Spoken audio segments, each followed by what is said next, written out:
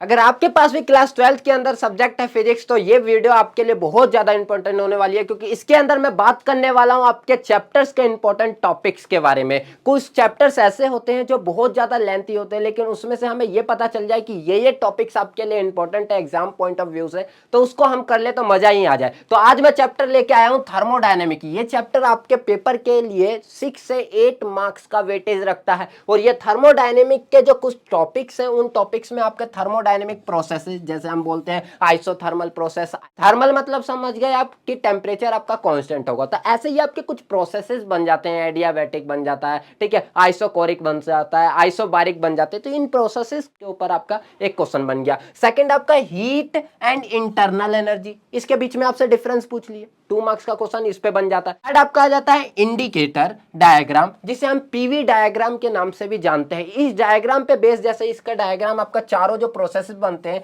उन चारों के बीच में आपका एक ग्राफ बन जाता है, और वो ग्राफ हम ड्रॉ करने के लिए बोल दिया जाता है 2 मार्क्स के अंदर। तो उस ग्राफ को हम ड्रॉ कर देते हैं। एंड सबसे इंपॉर्टेंट टॉपिक इस चैप्टर के अंदर बन जाता है, जिसे हम कहते हैं कार्नोट इंजन। और ये कार्नोट इंजन आपकी इफिशियंसी पे बेस है। कह दिया जाता है, एक साइंटिस्ट है कार्नोट, वो आए, उन्होंने बोला कि मैं जिस तरीके से हीट इंजन बनाऊंगा ना, उसकी इफिशियंसी आपके पूरे वर्ल्ड के अंदर आप ऐसा इंजन नहीं देखोगे जिसकी इफिशियंसी इतनी ज्यादा होगी। फिर भी 100 नहीं थी इफिशियंसी, हाँ आइडियल मान के चलते हैं कि ये जो इफिशियंसी है सबसे ज्यादा हाईएस्ट होगी। थ्योरेटिकल है, प्रैक्टिकली हम नहीं कहते कि प्रैक्टिकली ऐसा इंजन बन भी पाएगा। किसी भी चीज में कोई भी चीज आप इनपुट दे रहे हो तो उतना आउटपुट कभी नहीं मिलता, कम ही मिलेगा या फिर थोड़ा बहुत लॉस हो गई। तो यहाँ पे ये चीज बन गया। एंड कार्नोट इंजन में आपकी क्वेश्चन जो बन जाते हैं वो थ्योरी पे बेस्ड बन जाए, थ्योरी, उसका प्रिंसिपल, वर्किंग, उसकी आपके डायग्राम, एंड उसका जो प्रोसेस है, चारों प्रोसेस है, थर्मल, एक्सप्रेशन एंड कंप्रेशन, उसके ऊपर बन जाता है। एंड एक क्वेश्चन न्यूमेरिकल बेस बनता है। तो आज की वीडियो के अंदर हम बात करने वाले हैं किसके ऊपर, कार्नोट इंजन के ऊपर बात करेंगे, और इसके अंदर थ्योरी, वर्किंग, पूरा डीपली बात करूंगा, क्योंकि ये 4 मार्क्स आपके पक्के करवाने। तो इस क्वेश्चन को करने के बाद आपके 4 मार्क्स पूरे पक्के हो जाएंगे। तो थर्मोडायनेमिक का कार्नोट इंजन को करते हैं हम स्टार्ट। इससे पहले करेंगे हम हीट इंजन। हीट इंजन की बात करूं मैं, हीट इंजन, तो हीट इंजन में हमने क्या देखा था कि हीट दो वर्क मिलेगा, हीट दो वर्क मिलेगा। और सीधी बात, हमने वहां पे एक चीज और देखी थी कि जितना हम हीट देते हैं उतना हमें वर्क डन कभी नहीं मिलता। क्या बात है, जितना हम पैसा देंगे उतना हमें सामान कभी नहीं मिलेगा, है ना।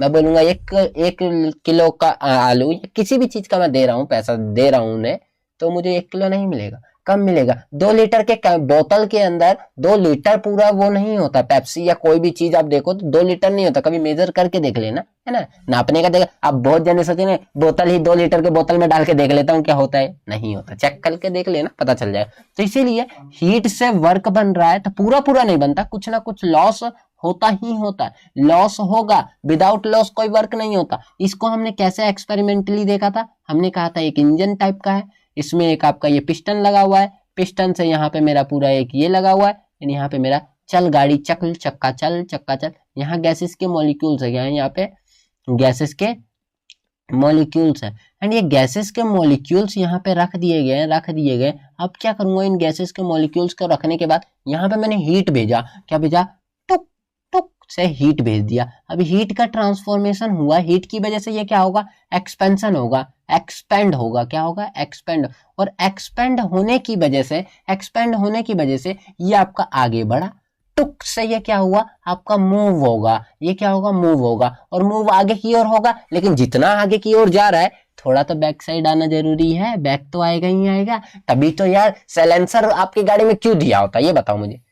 कुछ ऐसा ही काम के लिए तो, ऐसे काम के लिए तो नहीं कि बुलेट ले लो और फट फट फट फट और उसमें सब पटाखे फोड़ना स्टार्ट कर दो, वो नहीं होता, है ना। एनर्जी आपकी आगे बढ़ रही है तो लॉस भी होगी, मतलब आगे जाने वाले को हम पॉजिटिव ले लेते हैं एंड जो पीछे आने वाला होता है उसको हम नेगेटिव ले लेते हैं। बट नेट जो एनर्जी होती है, वर्क डन, जो नेट वर्क डन जो होता है वो ऑलवेज पॉजिटिव। अब नेगेटिव हो जाए तो गाड़ी को आप एक्सीलेटर दबाओगे और गाड़ी आपके पीछे भागेगी, आगे तो जाएगी ही नहीं, है ना। तो इसलिए नेट जो वर्क डन होना चाहिए वो हमेशा पॉजिटिव होना चाहिए। तभी कहा जाता है गाड़ी आपकी चल रही है और साइलेंसर उतना ही ज्यादा गर्म होता जा रहा है, उसको काहे को गुस्सा आ रहा है, भैया गाड़ी आगे भाग रही है तो, है। तो इसीलिए साइलेंसर का गुस्सा होने का रीजन क्या है, गर्म होने का रीजन क्या है, क्योंकि उसमें से एनर्जी का लॉस हो रहा है, और जो एनर्जी का लॉस हो रहा है उसकी वजह से साइलेंसर पे आप इतना गर्म हो जाता है कि भैया रोटी सेक सकते हो। तो इस तरीके से आपका ये थर्मोडायनेमिक का हीट इंजन के बारे में हमने पढ़ लिया। देन इसके बाद आया, और हीट इंजन की कितनी भी कर लो, इसकी इफिशियंसी जो आई थी, हीट इंजन की जो इफिशियंसी आई, वो इफिशियंसी की वैल्यू जो थी वो 100% नहीं हो सकती, 100% कभी नहीं हो सकती, 100% इफिशियंसी कभी इफिशियंट नहीं हो सकता, है ना। तो इसी बात पे पूरा कॉलर खड़ा करते हुए आए कौन, दूसरा एक बंदा जिसने कहा कार्नोट इंजन लेके आया। क्या लेके आया? Carnot engine. और इसने अपना इफिशियंसी का जो हीट वाला था, हीट वाला उसने कैसा बनाया था इफिशियंसी का, ये आपका सोर्स था। हीट इंजन आप जानते हो नो कि आपने वीडियो देख रखी है, एंड यहाँ पे हीट इंजन है, ये आपका यहाँ पे क्या लगा दिया, इंजन लगा दिया मैंने। क्या लगा दिया? ये मेरा इंजन है, और इंजन में मैंने यहाँ पे क्या कर दिया, ये मेरा वर्क डन है। क्या है मेरा? ये वर्क डन है। एंड सोर्स से हीट Q1 आ रहा है, यहाँ का टेम्परेचर T1 है, एंड यहाँ से आपका जो जा रहा है ये आपका सिंक के अंदर जा रहा है। खाना खा लिया, प्लेट सिंक में जाके डाल दोगे, है ना। तो यहाँ पे Q2 हीट जा रहा है, एंड ये टेम्परेचर T2 है। मतलब जो टेम्परेचर होता है T1 से T2 की ओर जा रहा है, इसका मीन्स आप समझ सकते हो कि temperature 1 is greater than temperature 2 है। एंड वर्क डन जो हो रहा है यहाँ पे वो क्या है, Q1 माइनस में Q2 के बराबर होगा वर्क डन। तो यहाँ पे जो इफिशियंसी होगी वो वर्क डन अपॉन में हीट गिवन, गिवन कितना, Q1 है। तो वर्क डन कितना है, Q1 माइनस में Q2 अपॉन में हीट गिवन क्या है, Q1 है। तो नीटा के मतलब ईटा की जो वैल्यू आएगी वो कितना आ जाएगी, 1 माइनस में Q2 बाय में Q1 आ जाएगी। That is efficiency of heat engine. और ये कभी भी इफिशियंसी की वैल्यू ना तो 1 होगी ना ही 100% होगी, कभी भी ये नहीं हो सकता, ये पॉसिबल नहीं है, पॉसिबल नॉट पॉसिबल। ठीक है, ये चीज याद रखना। ठीक है, तो ये हीट इंजन के बारे में हमने लास्ट क्लास में इतनी चीजें तो बिल्कुल कवर कर ली थी। अब ध्यान आता है इसके बाद जो हमारा आज का टॉपिक है जिसे हम कहते हैं कार्नोट इंजन। क्या? Carnot engine. अब ये कार्नोट इंजन क्या है भैया, किस तरीके से क्या है ना। तो कार्नोट इंजन की बात करा जाए तो ये हीट इंजन कहा जाता है, इसी को कहा जाता है हीट इंजन के नाम से भी जाना जाता है। इसको हम क्या नाम देते हैं, हीट इंजन के नाम से भी जानते हैं। अब ये हीट इंजन कैसे वर्क करता है, किस तरीके से वर्क करता है वही, बट ये कार्नोट जो था उसने क्या कहा कि अगर जिस तरीके से मैं अपने इंजन को बना रहा हूं, जिस तरीके से मैं अपने इंजन को स्ट्रक्चर कर रहा हूं, है ना, स्ट्रक्चर कर रहा हूं, ठीक, एंड जिस तरीके से मैं अपने इंजन को बना रहा हूं, स्ट्रक्चर कैसा है, किस तरीके का फॉलो कर रहा हूं मैं, किस तरीके को फॉलो कर रहा हूं मैं, अगर उस तरीके को आप कभी भी फॉलो करते हो अपने इंजन बनाने टाइम, सेल्फ इंजन बनाने टाइम, अपना एक इंजन बनाने टाइम, तो सबसे हाईएस्ट इफिशियंसी आपको मिलेगी, सबसे हाईएस्ट इफिशियंसी मिलेगी, हाईएस्ट इफिशियंसी आपको मिलेगी, हाईएस्ट मिलेगी, बट हाईएस्ट तो मिलेगी लेकिन 100% नहीं मिलेगा। ये कार्नोट ने ये कहा, इसने अपनी इफिशियंसी पावर दिखा दी, बट इसने कहा कि भैया 100% तो नहीं मिलेगा। कोई भी काम 100% तो ठीक होता नहीं है, कोई भी काम 100% तो ठीक नहीं हो सकता। तो कार्नोट ने कहा कि मेरे स्ट्रक्चर मेरी तरीके से बनाओगे तो हर चीज आपका इफिशियंट होगा, एंड इंजन जो होगा मोस्ट इफिशियंट होगा, हर चीज होगा। ठीक है, एंड इसने क्या बोला कि जो प्रोसेस होंगे वो रिवर्सिबल होंगे। फर्स्ट कंडीशन में क्या कहा इसने कि प्रोसेस जो होंगे वो रिवर्सिबल होंगे। क्या होंगे? रिवर्सिबल प्रोसेस होंगे इसके अंदर। ठीक है, रिवर्सिबल प्रोसेस होंगे, एंड यहाँ पे जो इफिशियंसी की वैल्यू आएगी वो सबसे मैक्सिमम होगी, सबसे मैक्सिमम होने वाली है, सबसे मैक्सिमम। इसने एक ग्राफ बना के बताया, सब कुछ सभी कुछ एक ग्राफ में समझा दिया इसने कि क्या क्या होने वाला है मेरे इस इंजन के अंदर। प्रेशर पीवी ग्राफ बनाया था, PV graph, and PV graph में सबसे पहले एक यहाँ पे पॉइंट लिया, एंड यहाँ से कुछ ऐसा गया, फिर यहाँ पे पॉइंट लिया, यहाँ से कुछ ऐसा गया, फिर यहाँ पे पॉइंट लिया, यहाँ से कुछ ऐसा गया, एंड यहाँ पे लिया, यहाँ से कुछ ऐसा गया। ये 4 तरह के उड़ते हुए पंछी को बना डाला इसने, उड़ते हुए पंछी को, यहाँ से नीचे, यहाँ से आपका इधर, यहाँ से आपका ऊपर, और यहाँ से आपका इधर गया, और इसी को कहा गया, इसको नाम दिया गया, इसको नाम दिया गया आइसोथर्मल। क्या नाम दिया गया? Isothermal expansion. क्या? एक्सपेंशन के नाम से जाना गया है, आइसोथर्मल एक्सपेंशन के नाम से जाना गया। सेकंड नंबर पे कहा क्या गया, ये है, इसको क्या नाम दिया गया? एडियाबेटिक एक्सपेंशन के नाम से जाना गया, एडियाबेटिक एक्सपेंशन के नाम से जाना गया। फिर हमने कहा उल्टा कीजिए, तो इसको नाम क्या दिया गया, आइसोथर्मल, आइसोथर्मल थर्मल कंप्रेशन। इस बार कंप्रेस्ड कर दो, compression, isothermal compression. And last इसको कहा गया एडियाबेटिक कंप्रेशन, एडियाबेटिक कंप्रेस। याद रखना साइक्लिक प्रोसेस चलाया गया, साइक्लिक प्रोसेस मतलब कोई अगर आगे बढ़ रहा है तो पीछे जरूर आएगा, कोई आगे बढ़ रहा है तो पीछे जरूर आएगा, इसका कहना ये था, इसलिए इसने प्रोसेस को रिवर्सिबल बना दिया। पहले आइसोथर्मल एक्सपेंशन करो, फिर कंप्रेशन करो, एडियाबेटिक एक्सपेंशन करो, फिर उसका कंप्रेशन करो। बट हाँ, ओवरऑल वर्क डन जो होगा, वर्क डन, वो नेट वर्क डन, वो आपका पॉजिटिव रहने वाला है, वो आपका पॉजिटिव रहने वाला है। ये चीज आपका नोट पॉइंट, नेगेटिव मत कर देना, वरना रिवर्स गियर में आपकी गाड़ी चलने लग जाएगी, और गाड़ी रिवर्स गियर में चलेगी तो आपकी गाड़ी कहाँ, आप एक्सीलेटर आगे के लिए दोगे और गाड़ी आपकी कहाँ जाके दिखेगी, वो चीज तो हमें नहीं पता है ना। एंड यहाँ पे इफिशियंसी की, कार्नोट इंजन की इफिशियंसी की बात की गई तो वो भी आपका 1 माइनस में सेम था जो इंजन की थी, Q1 Q2 by Q1। And यहाँ पे आपका 1 माइनस में टेम्परेचर की टर्म में T2 बाई T1 हो गया था, है ना। तो यही इफिशियंसी सेम थी, इफिशियंसी का फॉर्मूला कोई अलग नहीं था, जो इंजन का था वो इसका था। इफिशियंसी का फॉर्मूला कुछ अलग नहीं था, जो इंजन का था वो इसका था। फॉर्मूला दोनों सेम थे, सेम सेम, है ना, कुछ भी अलग अलग नहीं था। तो ये कहा गया इसके बारे में, है ना। एंड सेकेंड वन, अगर कार्नोट इंजन के बारे में ये सब तो कह दिया गया, बट कार्नोट इंजन के बारे में अब हमने फिर वर्क किया कि सच्ची में कार्नोट इंजन ऐसा कैसे कर सकता है, इफिशियंसी सबसे हाईएस्ट कैसे हो सकती है इसकी।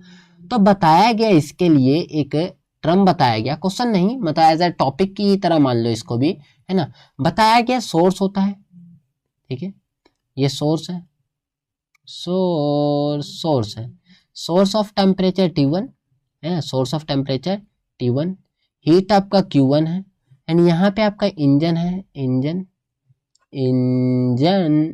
है, ठीक है। इंजन से यहाँ पे आपका वर्क डन होता है, वर्क डन हो रहा है, वर्क डन, है ना।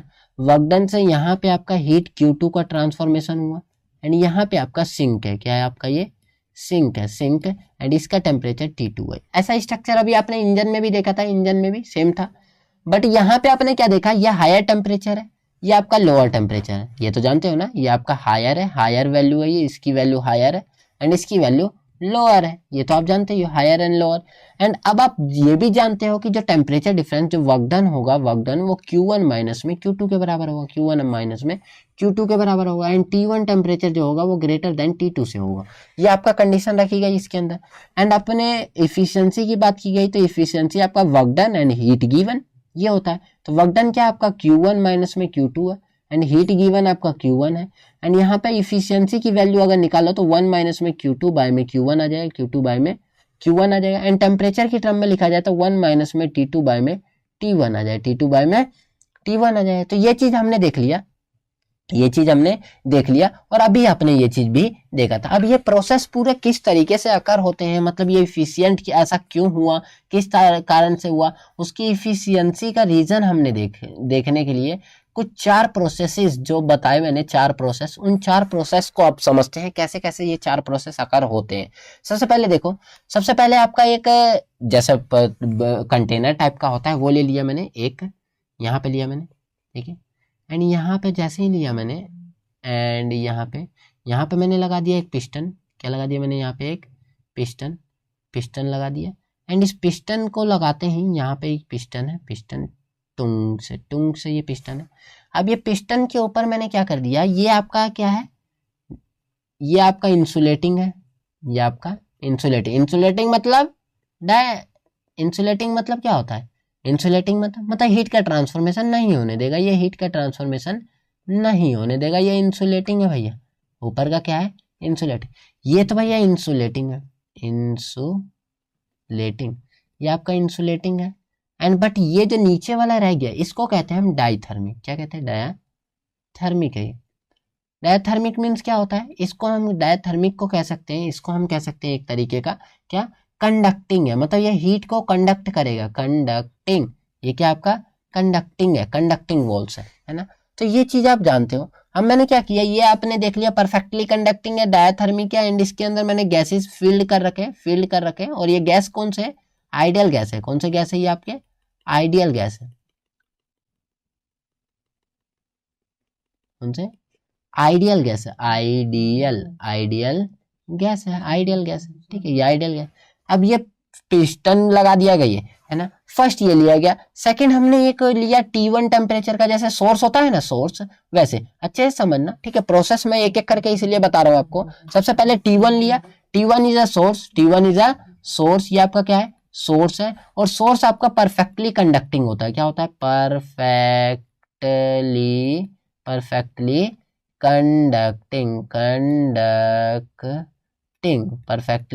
कंडक्टिंग होती है। अब T1 टेम्परेचर परफेक्टली कंडक्टिंग है। कंडक्टिंग मींस क्या कर रहा है, ये हीट को ट्रांसफॉर्मेशन करने देगा, ये हीट को ट्रांसफॉर्मेशन करने देगा। मतलब नीचे से आप हीट ट्रांसफॉर्मेशन कर सकते हो, बट ये साइड से हीट का ट्रांसफॉर्मेशन नहीं होगा, इसका कहना ये, इसका कहना ये।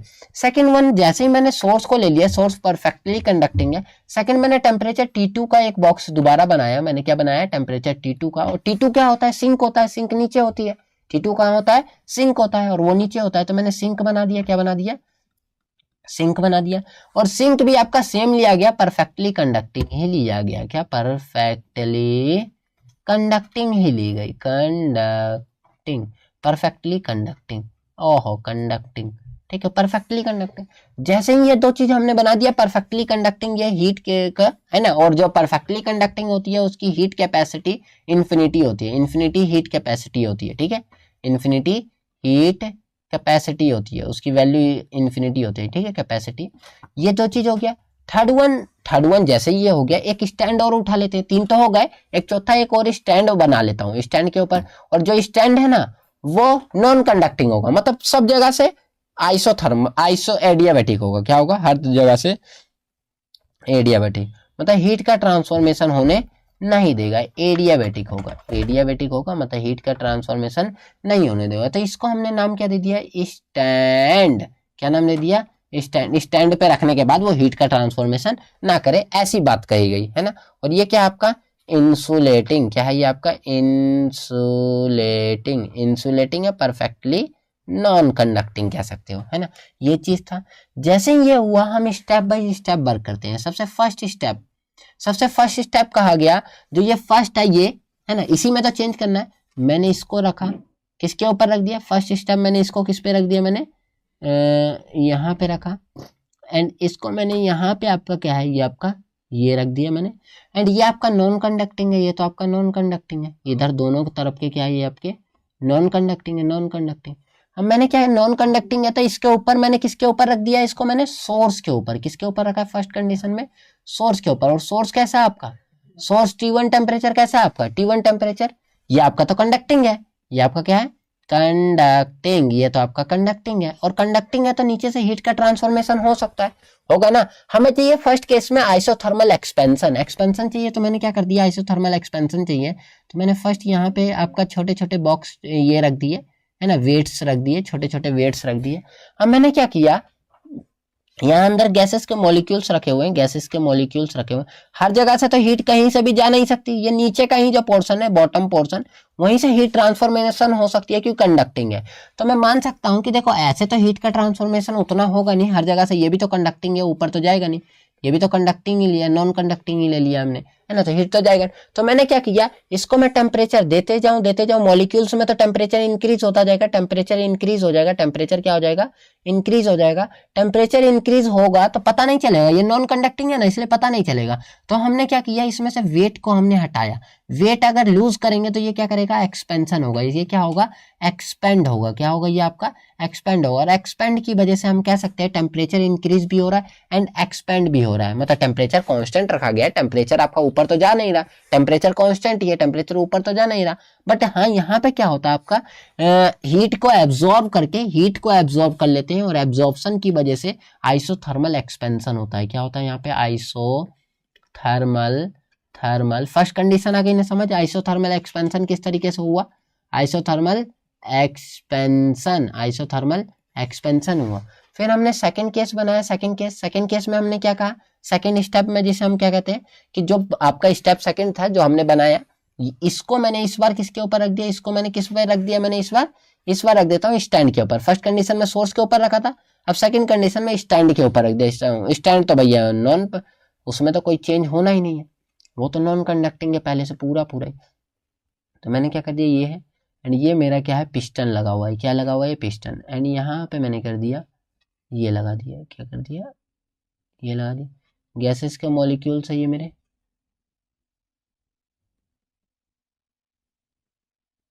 गैसेस के मॉलिक्यूल। एंड जब ये गैसेस के मॉलिक्यूल्स है, ये गैसेस के मॉलिक्यूल्स है, तो इसको मैंने क्या किया, इसको मैंने क्या किया, स्टैंड के ऊपर रख दिया। मैंने क्या कर दिया, मैंने इसको स्टैंड के ऊपर रख दिया, स्टैंड। एंड जैसे ही स्टैंड के ऊपर रखा गया, स्टैंड तो नॉन कंडक्टिंग है पूरी तरह से नॉन कंडक्टिंग है, नीचे का पोर्शन। तो अब ये नॉन कंडक्टिंग है, तो ये तो आपका हीट का ट्रांसफॉर्मेशन होने नहीं देगा, यहां से यहाँ हीट का ट्रांसफॉर्मेशन, हीट ट्रांसफर नहीं हो सकता, क्योंकि नॉन कंडक्ट, हीट का ट्रांसफॉर्मेशन होगा ही नहीं, कुछ हो ही नहीं सकता है, हो ही नहीं सकता। हीट कांस्टेंट रहेगा, हीट क्या रहेगा, कांस्टेंट, और कांस्टेंट रहेगा तो ये वेट, अभी देखो फर्स्ट कंडीशन में हमने जो वेट हटाया था ना, सपोज करें इसमें वेट नहीं हटा रहे, इसमें वेट है, इसमें तो टेम्परेचर मिल रहा, इसमें टेम्परेचर नहीं मिल रहा, और नहीं मिल रहा तो हमने इस वेट को हटा दिया, इस वेट को हटा दिया, और वेट हटाते ही इसमें एक्सपेंशन हो जाएगा। इस तरीके से समझो तो और अच्छे से समझ आएगा। इस तरीके में वेट, क्योंकि हीट तो ट्रांसफॉर्मेशन होगा नहीं होगा, तो इसमें वेट इंक्रीज, और वेट हटाने की वजह से यहाँ पे क्या हो जाएगा, आपका हीट कॉन्स्टेंट रहने पे भी आपका एडियाबैटिक एक्सपेंशन होगा। इसको नाम फिर हमने क्या दे दिया, एडियाबैटिक एक्सपेंशन का नाम दे दिया। क्या नाम दे दिया, एडियाबैटिक एक्सपेंशन का नाम दे दिया। अब हमने उसके बाद थर्ड स्टेप, फिर फोर्थ स्टेप की बात की है ना, step third and step fourth में। तो स्टेप थर्ड में हमने क्या रख दिया, इस बार जो था सिंक के ऊपर हमने इसको रखा है, सिंक के ऊपर इसको, और सिंक का टेम्परेचर लो होता है एंड इसका आपका ज्यादा होगा, तो इस बार क्या होगा, इसमें से ही सिंक में आपका हीट ट्रांसफॉर्मेशन होगा, और इसमें से हीट ट्रांसफॉर्मेशन सिंक में हो रहा है, इसका मतलब कंप्रेशन हो रहा है। कंप्रेशन मतलब ऊपर से नीचे की ओर आने लग जाएगा, ये बॉडी के ऊपर से फोर्स लगने लगेगा, मतलब यहाँ पे नीचे से आपकी एनर्जी गायब हो रही है, तो वो तो बंदा नीचे आने ही लग जाएगा। तो इसके कारण क्या होगा, आइसोथर्मल एक्सपेंशन हो जाएगा, आइसोथर्मल कंप्रेशन हो जाएगा। एक्सपेंशन तो हो चुका है, थर्ड स्टेप है कंप्रेशन हो जाएगा। एंड फोर्थ स्टेप में हमने क्या कर दिया, दोबारा स्टैंड पे रख दिया। तो स्टैंड पे तो हीट का ट्रांसफॉर्मेशन होगा नहीं, और विदाउट हीट का ट्रांसफॉर्मेशन किए हुए हम वेट को इंक्रीज करके इसको हम कंप्रेस्ड कर सकते हैं। तो उसी को हमने एडियाबैटिक कंप्रेशन का नाम दे दिया। क्या नाम दे दिया, एडियाबैटिक कंप्रेशन का नाम देते हैं। तो इस तरीके से ये चार प्रोसेस पूरे आपके वर्क करते हैं, कंप्रेशन है ना, और चारों प्रोसेस जब वर्क करते हैं तो उसके थ्रू आपका ये पूरा वर्क डन होता है। एंड यहाँ पे आपने ग्राफ देख ही लिया, ग्राफ कैसे बनते हैं, ग्राफ किस तरीके से होता है इनका, आइसोथर्मल एंड इनके बीच में ग्राफ कैसे बनता है ना। आपने ग्राफ तो इसमें देख ही लिया आपने कि ग्राफ किस तरीके से बनता है, बट यहाँ पे हम एक चीज और देख लेते हैं, वर्क डन कैसे होता है, क्या होता है, वर्क डन कैसे होता है ना, वर्क डन। तो मैंने यहाँ पे आपको ग्राफ बना के दिखाया, अच्छे से सुनना। ग्राफ, ये आपका ग्राफ है, ये आपका क्या है, ग्राफ है। एंड ग्राफ में मैंने ये V है, वॉल्यूम है, ये आपका P है, प्रेशर है, वॉल्यूम एंड प्रेशर है। एंड यहाँ पे मैंने क्या किया, ये मेरा इंक्रीज हुआ, फिर यहाँ पे आया, फिर यहाँ पे आया, ठीक है, और फिर ये यहाँ पे आ गया। तो इसको मैंने क्या कह दिया, स्टार्टिंग में इसको कह दिया मैंने आइसोथर्मल, इसको कह दिया मैंने आइसोथर्मल एक्सपेंशन का नाम दे दिया, आइसोथर्मल एक्सपेंशन का नाम दे दिया। इसको मैंने एडियाबैटिक एक्सपेंशन का नाम दे दिया, एडियाबैटिक एक्सपेंशन का नाम दे दिया, एक्सपेंशन है ना। इसको मैंने आइसोथर्मल कंप्रेशन का नाम दे दिया, क्या दे दिया मैंने, कंप्रेशन का नाम दे दिया है ना। और इसको मैंने क्या दे दिया, एडियाबैटिक कंप्रेशन का नाम दे दिया, क्या दे दिया, एडियाबैटिक कंप्रेशन करना। तो ये चार प्रोसेस आपने देखा। अब इन चारों प्रोसेस के अंदर हम देखेंगे कि किस तरीके से वर्क डन होता है, किस तरीके से। तो फर्स्ट केस में आपका temperature constant, A B let कर लेते हैं इसको, क्या लेट कर लेते हैं हम इसको, ए से बी, बी से सी, सी से डी। तो फर्स्ट केस ए बी की कंडीशन में देखते हैं वर्क डन। तो ए बी की कंडीशन में आइसोथर्मल प्रोसेस, तो टेम्परेचर क्या होगा, 0, टेम्परेचर चेंज जीरो। और टेम्परेचर चेंज जीरो तो इंटरनल एनर्जी क्या होगी, अपने आप zero. Internal energy according to first law क्या होता है कि heat is equal to work done plus में इंटरनल एनर्जी के बराबर होता है। इंटरनल एनर्जी क्या हो गई, जीरो हो गई। तो यहाँ से ही क्यू इज इक्वल टू क्या हो जाएगा, डब्ल्यू के इक्वल आ जाएगा। क्यू इज इक्वल टू क्या हो जाएगा आपका, डब्ल्यू के इज इक्वल टू आ जाएगा। एंड वर्क डन निकाला हो तो वर्क डन वन जो होगा वो आपका N R T one log E, मतलब पीछे निकाल चुके हैं, log E V two by V one जो है वो आपका हीट वन के इक्वल आ जाएगा, हीट वन के इक्वल। मतलब आइसोथर्मल की कंडीशन में, आइसोथर्मल ए बी वाले में आपका वर्क डन इतना निकला है। सेकंड कंडीशन हम बीसी वाला आते हैं, ये एडियाबैटिक एक्सप्रेशन में, बीसी वाले में तो एडियाबैटिक एक्सप्रेशन के अंदर एडियाबैटिक में क्या होता है, हीट चेंज जो होता है वो जीरो होता है।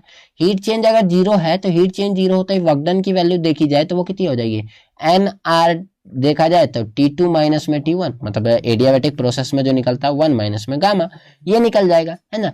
अब जानते हो Q इज इक्वल टू क्या होता है, W प्लस में इंटरनल एनर्जी के बराबर होता है। इस बार हीट ही जीरो ले लिया गया है, हीट ही जीरो ले लिया गया है, तो इंटरनल एनर्जी की वैल्यू क्या आ जाएगी, इंटरनल एनर्जी की वैल्यू क्या आ जाएगी, वो माइनस से वो हो जाएगा, माइनस में माइनस मल्टीप्लाई कर देंगे तो ये हो जाएगा NR T2 माइनस T1 हो जाएगा। एंड नीचे आपका 1 माइनस गामा था ना, इसमें हो जाएगा गामा माइनस 1, क्या हो जाएगा आपका गामा माइनस 1। तो इंटरनल एनर्जी का भी फॉर्मूला निकल गया, ये भी निकल गया, है ना। जैसे ये निकल गया अब आते हैं हम सीडी के अंदर, किस में आ जाते हैं, सीडी में निकाल लेते हैं वर्क डन की। सीडी में कितना होगा, सीडी में जैसे ही आइसोथर्मल कंप्रेशन हो रहा है मींस इंटरनल एनर्जी की वैल्यू क्या हो जाएगी, zero. And Q is equal to किसके बराबर हो जाएगा, डब्ल्यू के बराबर होगा। एंड यहाँ Q2 की वैल्यू जो होगी, मतलब हीट की वैल्यू, वो वर्क डन 3 के बराबर होगी। और वो कितनी होगी, जो पहले निकला NRT2 लॉग में E and V2 bye V1, मतलब V4 बाय V3, मतलब इस बार तो V4 बाय V3 हो जाएगा, है ना। एंड लास्ट डीए में निकालेंगे, डीए मीन्स एडियाबैटिक कंप्रेशन में निकालेंगे। तो उस टाइम पे हीट जो होगा वो जीरो रहेगा। हीट जीरो होने के बाद वर्क डन 4 जो निकाला जाएगा, वर्क डन 4 वो आपका कितना होगा, NRT2 T2 माइनस में T1 एंड अपोन में हो जाएगा 1 माइनस गामा। एंड या फिर इंटरनल एनर्जी कह सकते हो, internal energy 4 is equal to NRT2 minus में T1 अपोन में आ जाएगा गामा माइनस 1। इस तरीके से इंटरनल एनर्जी भी निकल गई। तो चारों का मैंने वर्क डन, इंटरनल, क्योंकि देखो सभी मिलकर ही तो वर्क डन देने वाले हैं, सभी मिलकर ही वर्क डन देने वाले हैं कि वर्क डन आपका टोटल वर्क डन कितना होगा। अगर आप अच्छे से देख पा रहे होगे तो ये इंटरनल एनर्जी की वैल्यू देखो, ये वाली इंटरनल एनर्जी की वैल्यू देख लो, है ना। इस इंटरनल, ये वर्क डन मतलब वर्क डन की वैल्यू देख लो, इंटरनल एनर्जी नहीं, ये वर्क डन की वैल्यू देख लो, इसकी वर्क डन की वैल्यू देख लो, है ना। और जो ये वर्क डन की वैल्यू आई है, इसकी वर्क डन की वैल्यू देख लो, ये वर्क डन की, है ना। ये वाली वर्क डन एंड ये वाली वर्क डन, दोनों अगर वर्क डन की वैल्यू आप देखो, दोनों वर्क डन की वैल्यू अगर आप देखो तो इन दोनों में क्या दिख रहा है आपको, क्या दिख रहा है, NRT2 माइनस T1 अपन में 1 माइनस गामा। एंड यहाँ पे भी आपका NRT2 T1 माइनस में T2, मतलब टेम्परेचर यहाँ पे T1 माइनस में T2 है, यानी T2 माइनस T1 माइनस, मतलब माइनस साइन में अगर कॉमन निकाल लूंगा तो ये बन जाएगा आपका W4 इज इक्वल टू क्या बन जाएगा, NRT2 माइनस T1 अपोन में बन जाएगा गामा माइनस 1, या 1 माइनस में गामा, बस यहाँ पे एक माइनस साइन लग जाएगा।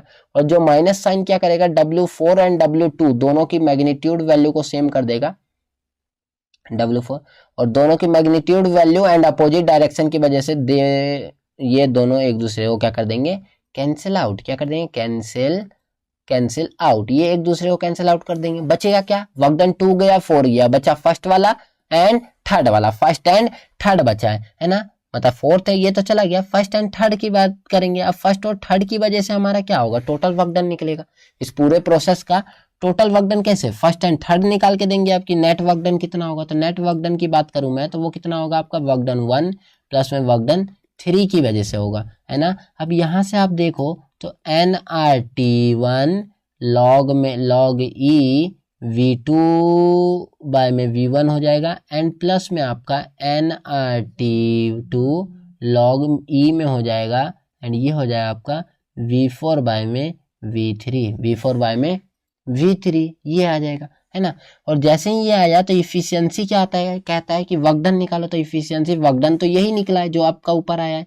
तो मैं वर्क डन में NR कॉमन निकाल लूँ तो निकाल लेता हूँ, NR भी कॉमन निकाल लेता हूँ, ये तो निकलेगा नहीं, तो ब्रैकेट में लिख देता हूँ यहाँ पे T1 log E एंड ये हो जाएगा V2 बाय में V1 हो जाएगा, एंड प्लस में आपका T2 रहेगा, एंड log E रहेगा, V4 बाय में V3 रहेगा, है ना ये, एंड अपॉन में आपका जो दिया जा रहा है वो क्या है आपका nRT1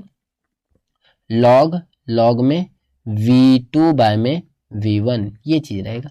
अब जैसे ही ये चीज देखोगे तो NR से तो NR गया, पहले तो NR से NR तो पहले गया, जो कट रहे हैं उनको तो कट लेने दो भैया, जो कट रहे हैं उनको तो काट लेने दो, है ना। अब यहाँ पे देखो T1 भी कट सकता है, तो T1 इससे अगर इससे कट जाए तो इसे T1 से मुझे डिवाइड करना पड़ेगा, यही तो करना पड़ेगा ना। अब देखो log E कॉमन नहीं आएगा, नीचे से वॉल्यूम वाले टर्म को भी काटना है, वॉल्यूम वाला टर्म कट जाए ना तो समझ लो कि हमारा पूरा जो डेरिवेशन है ना वो हो गया, वॉल्यूम वाला टर्म बस कट जाए हमारा समझ लो पूरा डेरिवेशन हो गया। और वो कैसे होगा, आप जानते हो P1 V1 जो होता है वो किसके बराबर होता है, P2 V2 के, एंड P2 V2 गामा जो होता है वो आप किसके बराबर होगा, P3 V3 गामा के बराबर होगा, एंड P3 V3 जो होगा वो P4 V4 के बराबर होगा, एंड जो आपका ये P4 V4 गामा जो होगा वो आपका P1 V1 गामा के बराबर। मतलब ये आपको चारों प्रोसेस के मैंने वो लिख दिए है ना, मतलब आइसोथर्मल, फिर एडियाबैटिक जैसे था ना, आइसोथर्मल एक्सपेंशन, एडियाबैटिक एक्सपेंशन, फिर यहाँ पे आइसोथर्मल कंप्रेशन, एडियाबैटिक कंप्रेशन, ऐसा ही है चारों प्रोसेस, है ना। और चारों प्रोसेस, इन चारों इक्वेशन को देखा जाए तो यहाँ से प्रूफ हो जाता है V2 बाय में V1 is equal to V3 bye में V4, ठीक है। इन चारों प्रोसेस को देखने के बाद आपका ये चीज प्रूफ होता है, और ये चीज प्रूफ हो गया तो आप एक चीज देख रहे हो 3/4 को तो मैं क्या लिख सकता हूँ, V2 बाय V1 लिख सकता हूँ 3/4 को, बट यहाँ तो हमारा 3/4 है ना, और V2 बाय 3/4 को V2 बाय V1 लिखना है, हमें 3/4 को V2 बाय V1 लिखना है मुझे, तो मैंने क्या लिख दिया 3/4 लिख दिया एंड V2 बाय V1 लिख दिया, है ना, इस कंडीशन में ऐसे लिख दिया मैंने, और 3/4 V2 बाय V1, तो इसकी जगह पे आपका 3/4 V2 बाय V1 लिख दिया, तो मतलब ये दोनों एक दूसरे के इक्वल हो जाएंगे, तो बस कंडीशन आपका जो चेंज होगा वो यहाँ पे यही होगा, टू ब्रैकेट में देखा जाए तो लॉग रहेगा, लॉग ई रहेगा, एंड ये मैं लिख सकता हूँ V2 बाय में V1 लिख सकता हूँ, है ना, एंड प्लस में यहाँ पे लिख दिया मैंने T2 बाय में T1, एंड ये लॉग ई तो रहेगा ही, एंड यहाँ पे मैंने लिख दिया ये V3 बाय में V4, एंड ये आपका माइनस का साइन लगा दिया, मतलब ऊपर नीचे किया उल्टा किया है तो ये तो लगेगा ही, एंड नीचे आपका लॉग में ई रहेगा, एंड V2 बाय में V1 रहेगा। अब आप यहाँ से देख पा रहे होगे, अच्छे से देखिए कि ये एंड ये तीनों इक्वल है, तो इससे मैंने इसको और इसको उड़ा दिया, बचा क्या यहाँ से माइनस साइन आपका नीचे और आएगा अभी, तो यहाँ से क्या बचा, अगर देखो ईटा इज इक्वल टू क्या हो जाएगा 1 प्लस में टेम्परेचर T2 बाय में T1 बचा है ना, और एक माइनस साइन चल रहा है, माइनस से मल्टीप्लाई होगा तो यहाँ से क्या प्रूफ हो जाएगा 1 माइनस में T2 बाय में T1, यही तो हमें प्रूफ करना था टेम्परेचर के टर्म में। हीट की टर्म में तो हम जानते थे फॉर्मूला, लेकिन टेम्परेचर की टर्म में फॉर्मूले में हमें डाउट होता था, और वही चीज हमने यहाँ पे प्रूफ कर दिया कि जो आपका इफिशियंसी होती है वर्क डन अपॉन में हीट गिवन जो होता है वो आपका Q1 माइनस Q2 अपॉन में Q1 के बराबर होता है, एंड यहाँ से देखा जाए तो ये आपका 1 माइनस में Q2 बाय में Q1 के बराबर भी होता है, एंड जो ये इफिशियंसी होती है 1 माइनस में T2 बाय में T1 के भी बराबर होता है, ऐसा नहीं हो सकता, नहीं होता। तो ये चीज आपने देख लिया, एंड ये आपका जैसे ही देख लिया तो यहाँ से एक चीज प्रूफ हो जाता है Q2 by Q1 is equal to temperature T2 by T1। Learn कर लेना इस फॉर्मूले को, किसके लिए, किस लिए है ये आपका कार्नोट इंजन का न्यूमेरिकल जब आएंगे तो न्यूमेरिकल के अंदर आप इस फॉर्मूले का यूज करोगे, हर क्वेश्चन का आंसर आप फाइंड कर लोगे। पूरा प्रोसेस कार्नोट इंजन का हो जाता है यहीं पे फिनिश। आपको कैसी लगी ये वीडियो मुझे कमेंट बॉक्स में बताना, नेक्स्ट टॉपिक आप किस पे चाहते हो वो भी मुझे जरूर बताना। मिलते हैं नेक्स्ट वीडियो में ऐसे धमाकेदार और मजेदार टॉपिक के साथ, जब तक के लिए बने रहे विक्की वर्मा के साथ। जय हिंद, जय भारत।